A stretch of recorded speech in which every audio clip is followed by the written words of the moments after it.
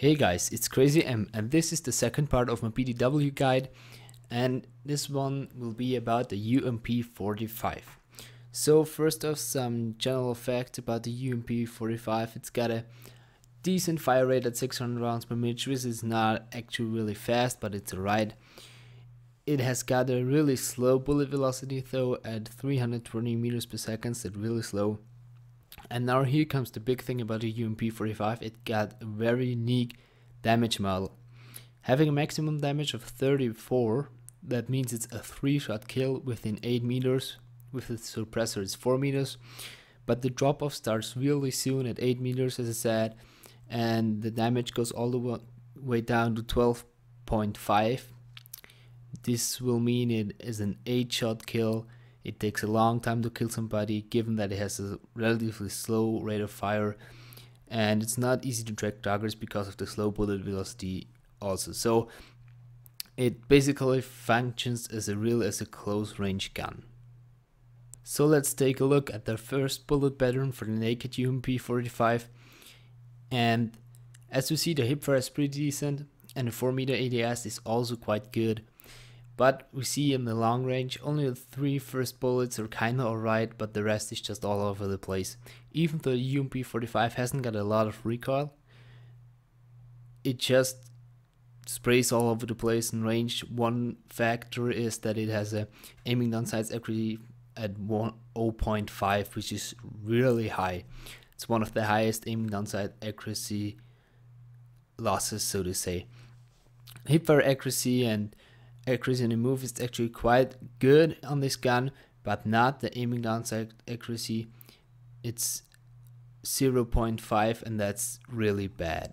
So now the first attachment we could put under is a laser sight, which is definitely a good idea. It's gonna increase the hipfire accuracy even more, making the perfect gun up close, and the time to kill is actually on par with an AEK in really close range situations. You don't have to fear to go against up those crazy high rounds per minute guns. You still have a good chance because you do that much of a damage.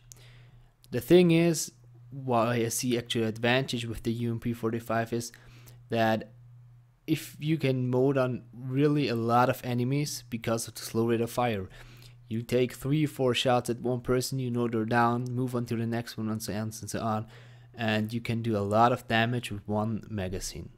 Next attachment we got is the suppressor. And there's one thing about the suppressor on this gun, it doesn't actually limit the bullet velocity anymore. So you don't really have to learn it new if you're playing with the suppressor, which is making a good gun that you can take the suppressor on and off however you like it. And it's actually not that bad of a choice because, in my opinion, the UMP-45 is a great flanking tool, and the suppressor doesn't really damage it since it's a close range gun, and the maximum damage still stays up to 4 meters. It's not too bad, but still it's making it even more close range and up and personal. I, however, would definitely put a laser sight on it if you're using a suppressor, since the hipfire is definitely something that the UMP-45 does pretty well, and you don't want to lose that ability, and you got nothing else to put there, so put the laser sight on it.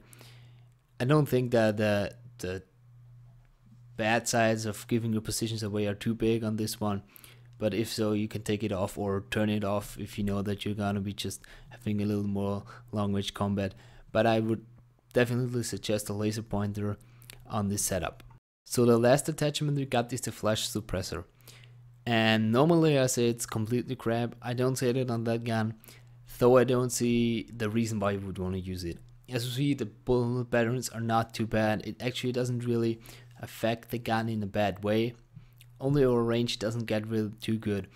And one thing is, while without a flash suppressor and even with the suppressor, you can hit long range targets quite a bit if you burst fire it. You know, the first 3 bullets make a 3-round burst and it's quite right. But with a flash suppressor, I actually found that the recoil is really reduced to a minimum, which can be good for really close range situations, but I have the feeling that you're gonna hit him anyway, so you don't really need it. And for the long range situations, you just, you'd have the sights perfectly lined up, but the bullets fly left and right of the enemy. You're not hitting anything, at least in my experience.